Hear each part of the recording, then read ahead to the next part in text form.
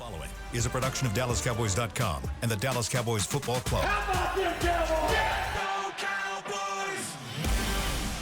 This is Mick Shots. Streaming live on DallasCowboys.com and the official Dallas Cowboys app. Now, here are Bill Jones, Heckma Harrison, Everson Walls, and Mickey Spagnola.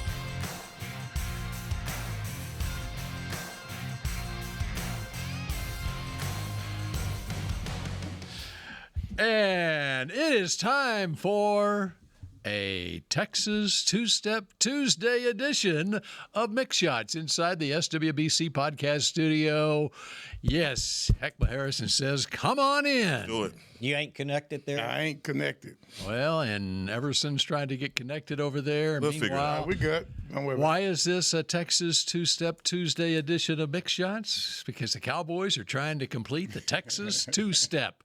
They're halfway there. They knocked off one of the Super Bowl teams on Sunday. They try to knock off the other one on Thursday. I like it. There you go. All right, that's the way I'm setting this thing up. So that's your little headline, I got it. okay? Texas Two-Step. That's right, and that means the game is coming quick, too. We're two days away. We're just over 48 hours away from another football game. How you feel about it, Bill? I'm feeling really good. Any Oklahoma ties on the other side? Football feast. A feast, yes, of Yeah, course. I'm glad you brought that up. Yeah. Creed Humphrey, the center for the Kansas City Chiefs, he got introduced to Quinnen Williams in a college football playoff game about 6 years ago, and it did not go well. It did not. For Creed Humphrey. And I'm It went glad. very well for Quinnen Williams. And so here we go again. Quinnen Williams against Creed Humphrey and the Kansas City offense. An offensive line missing a guy who for several days was the highest paid offensive guard in NFL history, Trey Smith, until Tyler Smith became supplanted For a few him days. as the Few days. and then Tyler Smith signed his deal on September 13th and became the highest paid offensive guard in NFL history. Trey Smith, he ain't going to be playing on Thursday. You're ruling him out? I am ruling him out. He's not officially ruled out, but he's got not one but two sprained ankles. Wow. He's got Damn. How do you do that? Wait, They he's jump got off a trampoline? Was he in an Let accident? me fix the injury report. It says ankle. I need to make it plural. Yeah. Well, okay. He's got a high ankle sprain and a low ankle sprain. Now, it could be the same ankle, and so it may not be both ankles, but he's got two ankle sprains. I'm so happy that I walked do you that? right into that, Bill. All I had to do was put the Oklahoma thing spin on it. He walked right got into something it. for it. Yeah. He got something for No, it. for sure. How you Key feel? matchups in this game How you feeling about Rashee Rice? out of Richland High School. I'm feeling. That was another good setup. Good pitch. Good pitch. I'm feeling like he's fast. I'm feeling like he's fast. But I like that Q next to his name. So how's that doing on the injury report? He's listed as limited.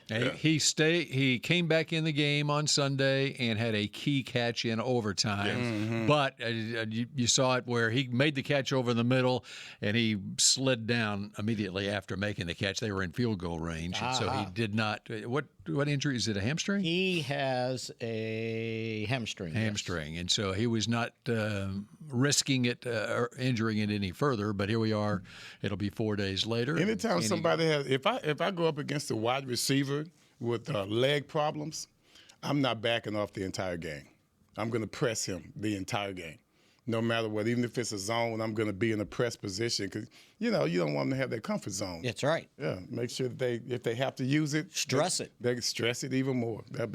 So. If I'm the Cowboys, I'm playing man to man. This is one thing about this team that really does put me in a mood because of the speed that they have on the outside.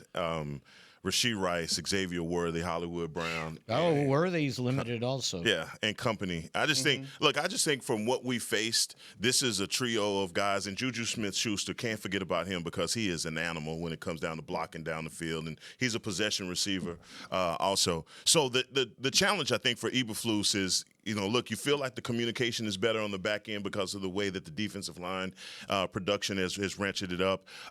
But this is going to be a challenge. And I guess I pose a question for you. Yes, sir. When it comes down to going up against not just injured, one guy that's injured, but dealing with that kind of speed, because these guys are a 4x100 track team out there with the kind of speed they have. I mean, and so, if I choose to press, then I still better be ready.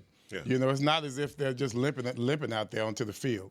These guys are still capable. Yeah. So, as much as you want to be aggressive, you have to be strategically aggressive in what you do. You better not miss. That's my point. That's my point. Okay, and what do you think about Isaiah Pacheco? Pacheco. That guy there, he concerns me a lot. He's been out. I love the way he runs. I don't know how well it's going to be for him as he retires, because he doesn't run away from a headbutt. He doesn't run away from a tackle. One of those are the kind of guys that, as much as, you think it's going to catch up with them, until it does, they are a force to be reckoned with. Well, they wore out Kareem Hunt this last game. He had 30 carries. Yeah. And Pacheco's been out, so they're saying there's a good chance he could be ready to play. Those are two very good running backs. You see how many total plays that Kansas City ran against Indianapolis on Sunday? Well, I'm going to guess now it's an overtime game, but if he carried the ball 30 times, I bet they had 80 plays. 96 plays. Wow. Yeah. 96 plays. That's a game. Uh-huh. Would you attribute that to the second half of just shutting down the Colts' offense? I mean, it had to have something to do with it. A lot of penalties, maybe, on that particular and it went drives. overtime, but still. Still. Yeah. 96 that's got to be the most of any team so far this year. Mm-hmm. And that's the one thing about Pacheco when I look at him is that he doesn't run away from contact, and he's not one of those elusive guys that, I mean, he's a beast. He's a beast. and he's like Marshawn Lynch. But in a smaller package, though, and that's what I'm saying for our defense and guys like Donovan Wilson that loves to play in that box, our linebackers. That to me, I welcome the challenge. The thing that on the outside, it's the speed component, and by the way, we haven't been very good against tight ends, and they have one of the best tight ends in the world, Travis Kelce, a dude that has been dynamic since he stepped foot into the league. And although he seems to be kind of resurging because last year wasn't so great. Yeah. This year, I think he's really shown, he's had a little bit more poise. He was very frustrated last year in what was going on.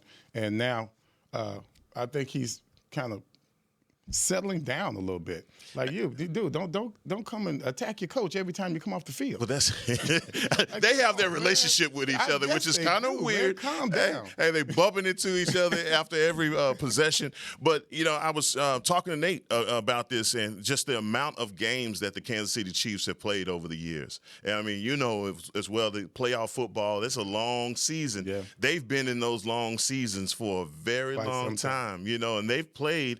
I think. And I've heard an announcer say like they've played almost a season and a half more than their competition because of those playoff games. And so maybe that's the attrition.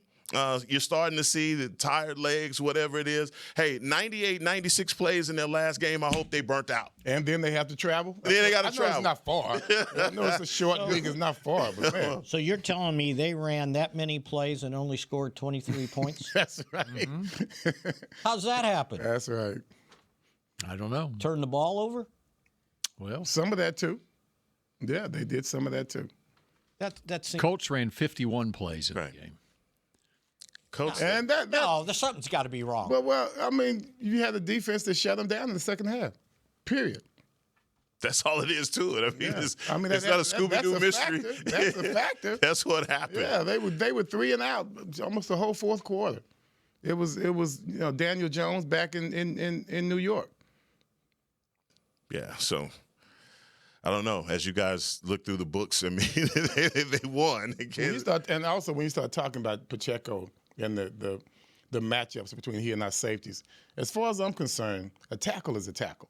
Yeah. You can go try to blow him up all you want. You're not going to blow up that young man. You're not going to blow up Pacheco. Just bring the guy down. Let's run another play. And what I hate nowadays, man, is guys go in there, they try and make that blow-up tackle, and they don't wrap up. And they don't wrap up. Yeah, let's just make a good tackle, and let's just go to the next play because it's good. They're coming up to the line of scrimmage ready for you again, and he's going to be ready for another hit. So don't try to out-hit anyone. Just outplay them.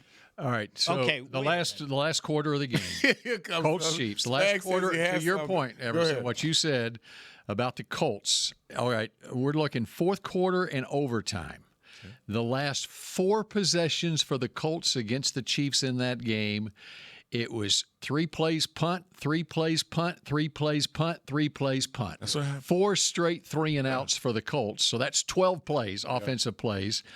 Meanwhile, the Chiefs had 5 plays fumble, 11 plays touchdown, 3 plays punt, 15 plays field goal, 12 plays field goal. So they had 27, 38, 48 plays. Half the number of plays they had in the entire game were in the fourth quarter and 1 possession of ball. And it was 48 of their 96 and it was plays. three field goals. And it was No, 5 it was, field goals. I mean, No. that's what in the fourth quarter In the and fourth overtime, the Chiefs had a touchdown and 2 field goals, and they coughed it up on a fumble on one. So 5 possessions, 48 plays, Okay, so do the math on this. 48 to 12, and so there's the disparity. in but the number still of plays. 98, They kicked. 91. 91. They- 96 plays in the 96. game. Do the math on this. They kicked a 28-yard field goal. That means you're at the 10, right? They kicked a 22-yard field goal. They kicked a 25-yard field goal and a 27-yard field goal. So that means they were at the Knocking 10, on the door. And they couldn't kick the door in. They They couldn't kicked kick it in. field goals. 5 of the 20. So it's 15 of their 20. So Andy Reid's not going for it on fourth down, is what you're Guess telling not. Analytics, my ass. Dan Campbell, my ass. Not happening. That's still. I was winning the punt, pass, and kick competition before Dan Campbell was even born. Well, and get this: the only touchdown. Remember that old? Do they have it anymore? You know the old video of Andy Reid winning the punt, pass, I saw that. where he looks like he's a grown man out there with 9-year-olds kicking the ball. It's hilarious. The only touchdown they scored was a 2-yard run, so that was inside the 10 yards. So they Was that a fourth drove down? the field. It doesn't say. Okay. And then they got a 2-point conversion. Yeah, something's going on with them offensively, and I wasn't sold on the Colts in this game. It ended up being a pretty good game going into overtime. I mean, Colts were up on them 14-3 to start the game. Exactly, and they kept back. Kansas City again. They're a battle-tested team, and they have that championship pedigree, which you expect from them. They just don't have a say-die attitude, and that's the thing about a game like this. That even when you feel like you got them down, you got to stay on them. And Patrick Mahomes is.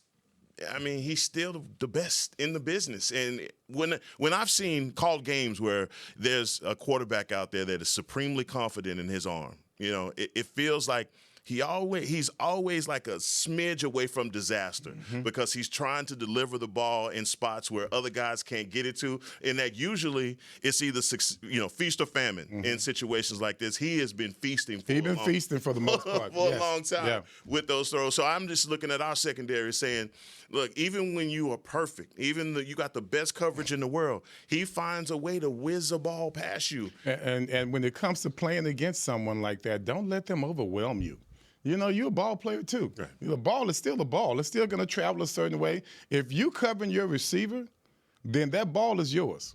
If he throws it in there, if he throws a good pass and you have good coverage, that ball is yours because now you have just as much a chance of getting the ball as the receiver does. So you don't get overwhelmed at how he throws the ball. What you pay attention to is the game plan and the tendencies. You cannot get away from whatever your notes are. You cannot get away from whatever you know and whatever you've experienced as a player.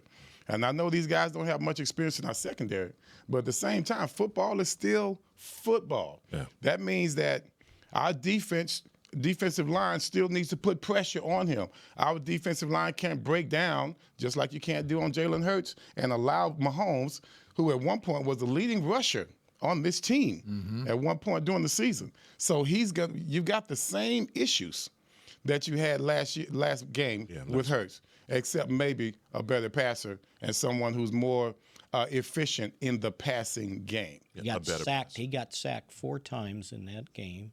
76 of their plays were either Mahomes or Hunt. 46 passes and 30 runs. Yeah. And that's why after the game, all the players just kept saying, this is what he does for us. This is what Mahomes does for us. He's going to give us a chance. I see it the other way around. I think, I don't care how good you are, Joe Montana, I don't care what player you're talking about, even Troy Aikman, you always, in certain games, you're going to need your defense to save you. And that game was 20, if I'm not mistaken, that game was 20-9 for quite some time. And their defense said, look, that's enough. They didn't get any more. And Mahomes was able to come back from those 2 scores because the defense did their job. That's right.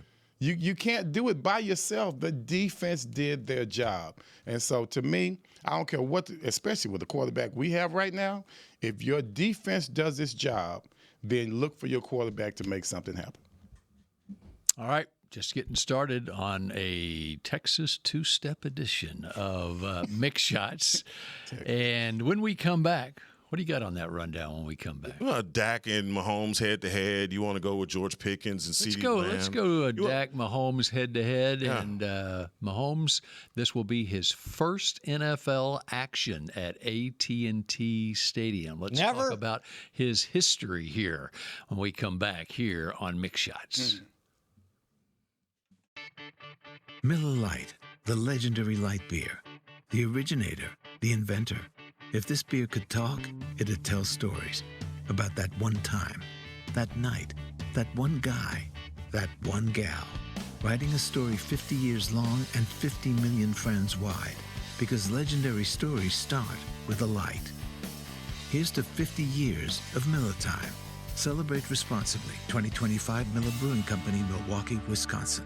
Hey, Cowboy fans, if you're thinking about attending a game this season, visit cowboystravel.com to book your travel package today. Stay at the team hotel, have dinner with a Cowboys legend, and experience the best sports venue in the world, AT&T Stadium. Also, tour the Star, get autographs from your favorite players, and talk X's and O's with me, Mickey Spagnola. The official travel partner of the Dallas Cowboys will take care of all your travel needs. Visit cowboystravel.com to book your package today. Hey, Cowboy fans. Keith Davis here, former Cowboys safety. Keith Davis into the end zone. You know what separates champions from the rest? Making the right move at the right moment. With blockchain.com, that's never been easier. The Cowboys became America's team by striking bold when it mattered most. Now it's your turn. Invest like your icons with blockchain.com. Visit blockchain.com/Cowboys today to get started and learn more. That's blockchain.com/Cowboys.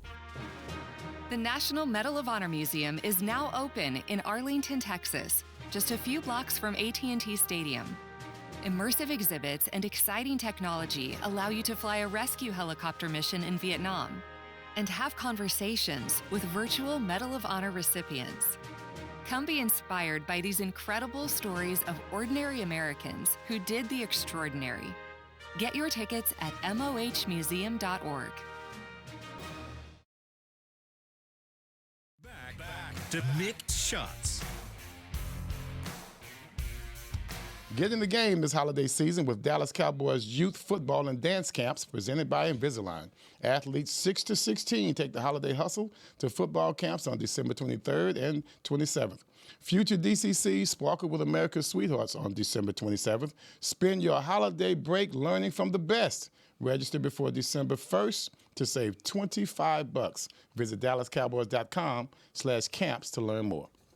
All right, Mickey, bring us up to speed. Anything else that you heard from Schottenheimer yesterday? Anything from injury standpoint? Obviously, it was an estimation yesterday because it's a short week as far as availability, but Tyler Guyton is the one, I guess, that is of most unlikely to play on Thursday of that group. It got hurt in the game. It Sunday, doesn't right? look like he's going to make it. Who was that? I'm sorry. Tyler Guyton. He's got a high ankle sprain. Yeah. And Schottenheimer termed it would be tough for him to get back in a week. And Jerry said, Well, when you say there's game day decisions, this is the game. This is the week that you have game day decisions. But he thought it would go right up to the last minute on Guyton. So if he's not there, Nate Thomas, Osa had an elbow, but he did finish the game. He didn't practice. George Pickens didn't practice. And Kevontae Turpin had an illness. And then a bunch of guys had limited. And Kansas City, only guys that didn't practice, Noah Gray, the tight end, concussion, and Trey Smith. We talked about a bunch of other guys, probably veteran days. Get that chicken noodle soup for Kevontae Turpin. That's right. Mickey. Served some yesterday. Yeah, man. Come on, Mickey, get it to him. Most interesting as it relates to our cornerback over here is Kalen Carson. And Kalen Carson not on the injury report. You were concerned about him on Sunday, right? Well, as it turns out, he was battling dehydration and cramps, and so that's why he wasn't on the injury report yesterday. So he should be good to go on Thursday. That's your boy, man. You talked about him. You talked about him from day one. So they'll have maybe an extra corner in there with how much they used Savon Revel.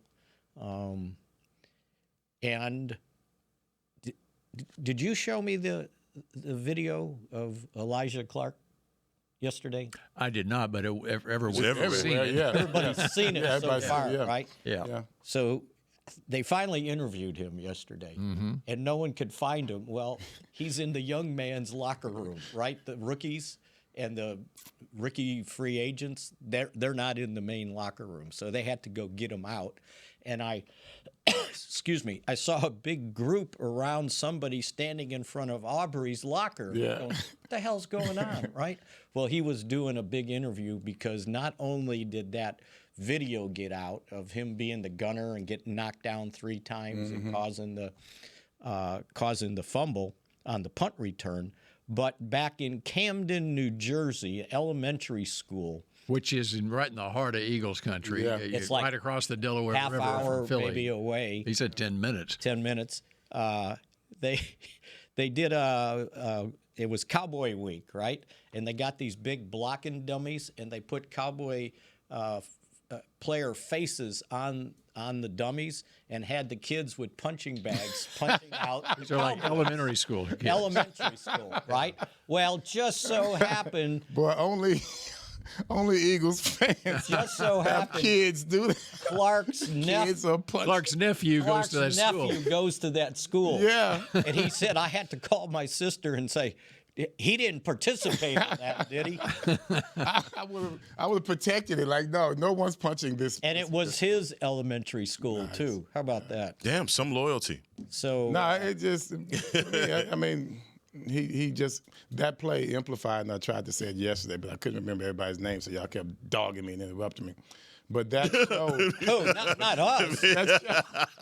Names? It showed. I mean, just those 4 guys right there. You just. That's right, because you were citing C.J. Goodwin and his role in that. Man, come on. He made that guy hesitate, which means that you got more pursuit coming at the right time. If that guy doesn't hesitate and go right to the corner, he might end up turning that corner. But, just the way Goodwin did his job, man, this guy's a pro at what he does. That's why everyone likes him. Well, he's a captain. That's why he's a captain. And so making him hesitate. And as you saw the replay, those 3 guys were in unison as they chased the ball. Now, Clark, he doesn't, he's not famous unless everyone does their job. Right. He's not famous unless everyone does their job first. And so those 3 guys going to the ball together, I just thought that was Marquise Bell was in there too. And in fact, he got credited with a half a tackle on it, I guess. And who was the guy that recovered the ball? Who was the guy that recovered? Zeke. Sig. It looks like Sig. Sig. S-I-E. S-I-E. You do it. Sig. But I mean, Sig was hunting it. Yeah, he was. He was hunting it. He was right there with the boys. They looked like a pack of hyenas going after some. Why didn't he let that ball go into the end zone? The punt returner. Like, man. what was he thinking? Oh, yeah. Right What now, man, the hell was all he you thinking? see is you just see food. That's all you see is food. And he's playing back home. He's from Woodrow Wilson. He's from Woodrow. I know. So he's sitting there, I'm going to make a play back home. Yeah, he made one. Thank you. And see, all of that contributed to greatness. So, yeah. But it had to come from a team standpoint. And right now, this team, special teams and all, everyone's playing together. Just the addition to it all just made us – we look like a team now defensively and offensively and special teams. They asked him, "How have you always been that way, right?" And he goes, "I'm from Camden, New Jersey." I never give up, he right? He goes, "We got knocked down a lot and had to overcome a lot That's in right. Camden, New Jersey." And then he That's right. pointed to a tattoo on his neck, and I get one of his best friends at 13 years old got shot and killed. Yeah. And so that was the memory. He goes, "But we That's had to cool. get up." Yeah. So, One of his best comments also is it was talking about the mindset of this team, mindset of the special teams guys, the young guys on the team too, and it is we love each other so much. We're playing our hardest for each other because we love each other so much. And they've been through a lot. Been through a lot of failure. yeah. Been through a lot of failure. Last year. I mean, that brings you close. Yeah. It could separate Adversity. you, but it brings you closer, especially if you're part of the resurgence. And a lot of those guys that are still here, they're part of the resurgence. Marquise, part of the resurgence. He's been blocked playing linebacker, and now all of a sudden he's back where he needs to be. This team now can put guys in strategic places to where all of a sudden now we know what it's like. We know what it was like to be on the other end of where we are right now. big guy for a safety, 6'1", 200. Yeah. And remember, And last week he made three. Elijah Clark made 3 special teams tackles in the Raiders game. Yeah, no one said anything. and he started that one game at safety, right? Didn't he Yep. start? Yeah. When both of those guys. Yep, were and out? he started one game, and then he came in when another one of the no-name safeties got hurt. Isn't that something? You could go from feast to famine. Like, you could go from really good to really bad, back to really good. Because when those safeties went out, everybody's talking about, just practice squad guys come from off the street playing safety. Yeah. What did you want from the Cowboys defense? And this guy goes down and makes a dynamic special teams play, put his name on the map like that. That's hard. That's the kind of things that I take my kid and say, hey, this right here, this young man is doing it on a team where he's fighting to stay on this team. A lot of guys, they have everything given to them. Not Elijah Clark, man. And that's kudos to him and everything that people that's been talking about him all week long. People that do public speaking, I'm sure, we've all done some type of public speaking, motivational speaking. Yeah. When you see something like that, it lets you know everybody's got a story. Bill, you tell everybody's story every day. You got a story to tell on somebody. You know what I mean? It doesn't have to be, being on the football team.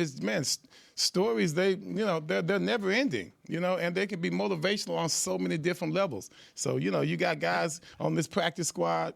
It's a lot of great stories just from the practice players on this team. Think about this platform that Elijah Clark has from that one play. That's right. And you think about that video is being shown all across the nation by coaches, high school coaches, little league coaches, whatever, even college coaches, probably thrown in NFL. Special team coaches. Exactly, showing Special that team coaches. this is why you don't give up on a play. Right. And or a player. So he's got 7 special teams tackles. He's 5th on the team. Your guy is 1st. C.J. Goodwin, 12. Brevin Spann Ford, 12 special teams. Really? As a tight end. That's a big man. Right? That is a big man. Lipke's got 10, and Maris Leofau's got 8, and then Clark, 7. So he's made a place on this team for him because he started off on the practice squad, right? Hey, we all know special teams can take you places. Just ask Bill Bates. Yeah, and definitely take you places. Think about the a undrafted name. safeties in this organization going back. Barry Church. And Barry Church, and very recently, Barry Church, who spends a lot of time in this very studio now. That's right. He made a name for himself. That's right. He was undrafted out of Toledo. Yeah. And, Kenny Gant. Kenny Gant. Oh, Kenny. That's my boy. Man, I used to love Kenny Gant. The shark. Love Kenny. Man, I love Kenny, cool. Could that be a goat? Hey, come on. What's up, man? What's up? We're supposed to be doing our job here. The goat is tomorrow. Goat's tomorrow. But I'm saying That's an idea for a GOAT, like special teams. I got to get into the meat and potatoes of this. So you guys got to make some hard decisions on this GOAT talk too. By the way, can we do the head-to-head matchup with? Dak that's and what I was just sitting here going. on, Okay, guys. it's 12:30 now, and so we just did Elijah Clark. So how about we come back? When we come back, we're going to do an extended segment. Extended segment. Come on, man. Dak versus Patrick. And you won't believe the numbers that I have from Patrick Mahomes at AT&T We'll Stadium. show you those his numbers career. tomorrow by the time we get to it. So Back in a moment. Miller Lite, the legendary light beer. The originator, the inventor. If this beer could talk, it'd tell stories about that one time, that night, that one guy, that one gal. Writing a story 50 years long and 50 million friends wide. Because legendary stories start with a light. Here's to 50 years of Miller Time. Celebrate responsibly. 2025 Miller Brewing Company, Milwaukee, Wisconsin. Hey, Cowboy fans. Keith Davis here, former Cowboys safety. Keith Davis into the end zone. You know what separates champions from the rest? Making the right move at the right moment. With blockchain.com, that's never been easier. The Cowboys became America's team by striking bold when it mattered most. Now it's your turn. Invest like your icons with blockchain.com. Visit blockchain.com/Cowboys today to get started and learn more. That's blockchain.com/Cowboys. Star Sports Tours is the only official fan travel partner of the Dallas Cowboys, offering exclusive game weekend travel packages with pre-game sideline access and photo ops with current players, cheerleaders, and Cowboy legends. You want to stay at a team hotel, attend the best tailgate party in Texas, tour the Star, and talk X's and O's with me, Everson Walls? With Star Sports Tours, you can. Visit cowboystravel.com to book your travel package today. The National Medal of Honor Museum is now open in Arlington, Texas, just a few blocks from AT&T Stadium. Immersive exhibits and exciting technology allow you to fly a rescue helicopter mission in Vietnam and have conversations with virtual Medal of Honor recipients.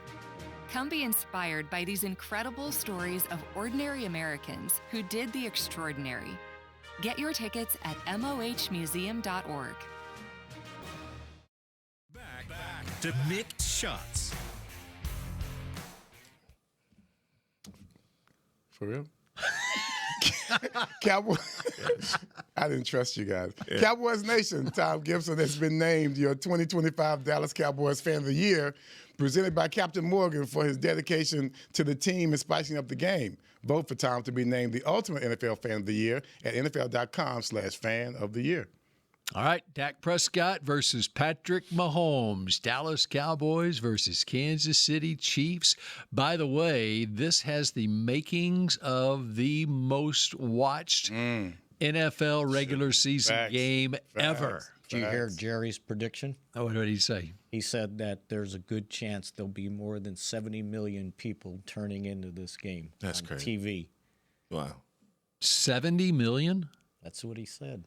You know, the all-time record was the Cowboys, and this is what I was told this morning. So this is secondhand information. I haven't checked it out. Okay. But apparently this was the note sent out by one of the major networks to a producer friend of mine. Okay. And he said that the Cowboys Thanksgiving Day game 2022 against the Giants, Cowboys came into that game with a 7-3 record. The Giants were 7-3. 2022 was the most watched regular season game ever at 42.1 million viewers. But that may not be taken in online people and stuff. Now everything else, Yeah, right. And so I think the whole idea when the schedule was made out was that this is going to challenge that, if not exceed it. And it looked like the way both these teams were wobbling around here throughout much of the season but here we go. Here we are. And it's actually being described as an elimination game for one of these teams. Should be. It actually has even more intrigue because of where these teams have come from, and they're hovering around the 500 mark from that standpoint. But the key is you got the two quarterbacks going up against each other. You got the high profile. They're healthy, and it's going to be some great television on both teams. What network? Both teams It's trending on upward, CBS. right? On Both teams. Yeah. Oh, you had to. Oh, you. What was that, Emerson? I was just saying, no, I didn't want to interrupt your shine, but it was both teams are trending upward, meaning that's right. The wins last week just adds even more intrigue to the game. As Jerry said, this is what you dream up of when you think of a matchup relative to Thanksgiving Day. Mm-hmm. And that's when he said could be as many as 70 million people tuning in. And as few times as the Cowboys play the Chiefs. I mean, being not in the same conference, and it's every 4 years unless it's one of the 17th games, and last time was 2021. 2021 in Kansas City. And the COVID thing was still hovering overhead because we could only put so many people from our department on the charter. So the rest of us ended up busing there. Oh, that's right. On Saturday before the game. Yeah. And that was a Chiefs win, 19-9. Right. But both Dak and Patrick played in that game. Prior to that, it was 2017. And that, of course, was Mahomes' rookie season, and it was Alex Smith who started at quarterback for the Chiefs. Cowboys won that game, but Patrick Mahomes did not get on the field. So, those days are over. How many times? Man. So how excited is Patrick Mahomes going to be on Thursday? Coming back here, he's got off-season home here. He grew up in East Texas. Where did he go to high school? White House, Texas. He has played at AT&T Stadium. Listen to that. When he was at Texas Tech, Tech would play Baylor every year at AT&T Stadium. And I remember this might be the first time that I really watched Patrick Mahomes play in a game. It was in 2014 against Baylor. Baylor, I went back and looked up the details. Of course, Baylor was really good. That was the Art Briles days at Baylor. And Baylor got out to a 45-20 lead in that game. And here came this young freshman quarterback for Texas Tech, Patrick Mahomes, leading them back. Final score was 48-46. Outscored them like 26-3 in the final 16 minutes of that game. He passed for 598 yards and 6 touchdowns in that game. The next year, and it was a 48-46 loss. The next year, Baylor won 63-35. He passed for 415, 2 picks and 3 touchdowns. And then his last year at Tech, he passed for 581 yards at AT&T Stadium and 6 touchdowns in a 54-35 win. So that's the last time that he has played at AT&T Stadium. It is crazy. It is a wonder how people have underestimated him out of college with that type of ability, even with the kind of player that he was out of high school, only getting to Texas Tech. To that point, that's a great point. I remember being at the Super Bowl in Atlanta in 2017, okay? So it was January 2017. And Lee Steinberg was bringing this Texas Tech quarterback around in the media tent, okay, and trying to drum up interviews. It's like Tuesday or Wednesday of that week saying, hey, this guy, he's going to be a first-round draft pick. I'm like, yeah, right. He played at Tech. It's a system offense. You're fans. I'm sure that arrogance has something to do with it. And so arrogant. But nobody would want to interview him. I mean, and it's like, okay, it's Steinberg. He's peddling this guy like anybody cares. And he turns out being, Kansas City trades up to the 10th pick of the draft because Andy Reid knew what he was doing and picks him. But I just, to this day, remember Steinberg couldn't buy an interview for Patrick Mahomes. That lets you know how pre-draft. smart the media is, though. That's right, exactly. Throw everybody under the bus. The national media had never heard of it. They'd never heard of it. But except for the people here, I mean, people know exactly who Patrick Mahomes is, and I've talked about this a lot, and just from my experience, is the marriage between coach and quarterback. The way that Andy Reid had this relationship with him, took the time to develop him. When a lot of people were like, what are you doing with the Alex Smith, who was the quarterback at the time, who was playing good, right? And then inserts Patrick Mahomes. I think that his this season, for the way that the Kansas City Chiefs have played, a lot of people are down on them and thinking that maybe they won't make the playoffs. And again, I go back to the amount of games that they've been playing, and just has it been the competition's gotten better? Are they going through a downward spell with the talent that they have on their team? But it's interesting. He still has 2,900 yards. Dak has 2,900 yards. Oh, really? Yes. Yeah. Wow. Yes. Wow. Yeah. We're balling. And that's what I'm saying. The matchup between these two quarterbacks at this time in their career is the timing of it is perfect. And I think the narratives write themselves. Bill kind of rubs off on me a little bit in regards to nostalgia. I just love the kinship you have between the two organizations. Mm-hmm. To me, that just adds to the whole spice of this whole game coming up. We're about to go down the road. But, well, no.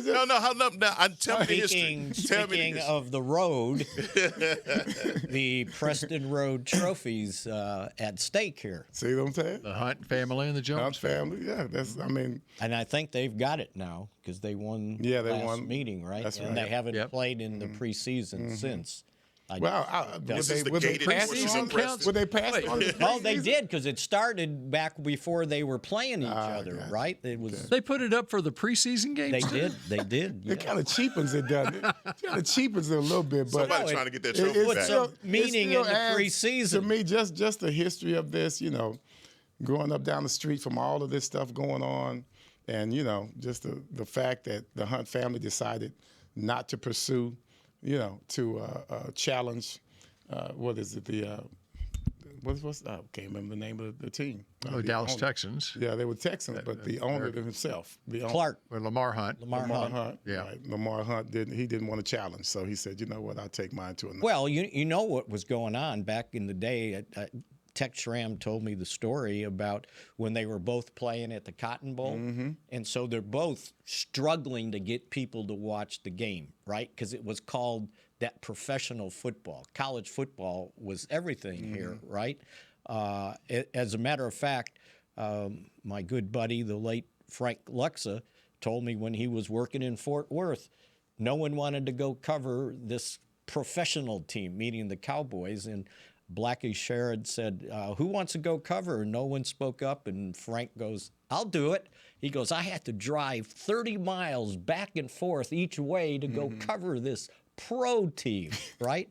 That's an insult. And then he ended up covering them the rest of his life, right? But they would go, they had all these special deals to sell tickets, right? They were going door to door. Right, and if one of the teams, and it wasn't the Cowboys, were playing better, it was the Texans, that the Cowboy people in the ticket office would go knock on doors, door to door, and basically say you're buying tickets to the Texan games when they were selling tickets to the Cowboys games to get more people there. Wow, they were just spoofing them. Both of them had trouble drawing attendance. And now look at them. Now look at it. Both of them. All right, we got just time enough for the news of the day from the Pro Football Hall of Fame. Yes. Okay, the semifinalists were announced for the 2026 class today, and there are 2 Cowboys on that list. As Darren Woodson, once again, is a semifinalist, and Jason Witten is also a semifinalist, one of the 26. So Jerry today on the radio said to me, Jason's a first ballot player, and I don't believe I'm as biased or as I should or could be. And of Darren Woodson, he said, I'm shocked we're having this discussion. He should have been in years ago. Was Jerry asked about Jason Witten in the Ring of Honor? He was not. Okay, just curious. Yeah. Okay. You got to make the Hall of Fame first. Oh, and he was also asked. Except for Darren Wilson. That's funny. Except for Darren Wilson. He was also asked if he could see any way possible next year that George Pickens is playing elsewhere. And he said, no, I do not at this time. We've got 2 number 1 receivers, and that's exceptional. And he also said when we made the trade, we had the potential to have both guys on this team. So He must have read my Mick shot note from last week when I said pay the man. When he made read that his trade, Mick or when he shot. made He ain't listening to Mick Nah, shots. I'm telling he ain't me. listening. Yeah, no, he Just Mick ain't that something? He's No, reading. so He bad. ain't listening. Oh wow. Did he also have an eye on that when he made the Micah trade? Yeah. That would free up enough money that he could make a Pickens trade Well, there you go. and then sign him long term. And then make a Quinnen Williams trade. And Why come we can't have nice stuff, man? Why come we can't have both of them together? You know, why does it have to be one or the other? No. Everybody's on. I'm not talking about you, Mick. No, I'm talking about saying. I'm talking about CD. I'm switching the subject to CD and what's going on. But I mean, keeping these two guys together is you have to. You have to. You got to keep them together, just the way that they've been playing. And if I start off the game, my first pass is going to CD. That's what I just said this morning on the radio. Did you? Yeah, first My pass. first pass. I said Plant this to morning CD. on a podcast. Matter of fact, Give him the same thing. ball and, get rid of him pressing to Do you think show he can make up for those drops. He So do turned you into think Chuck Knobloch or something. if this Spags Yeah. is thinking You that, think the other what do you one think is? about the My more cousin? important Spags on Thursday is thinking about the Cowboys first? Hey, we play? got to go to the press conference. Oh, okay, all right. 12:46. We all have to go. No. Can you go do it for Well, us? you guys should, so you know. Well, we can watch. We can got watch you it in that on red live. ink. Banking What are you on talking me. about? All the Yes, pressure's that's what on we beg you me. for. I'll get on You know? X and Now I'll tell be us the listening truth. to it on my way back home. Okay. How about we do it again tomorrow? How about? At high noon? You want to do that? Let's do it. All right. We got to make picks. We'll make our picks. That's right. It's our It's final time. It's already preview time. of the Texas two-step tomorrow here on Mix Shots. Go Cowboys. This has been a production of DallasCowboys.com and the Dallas Cowboys Football Club. How about this?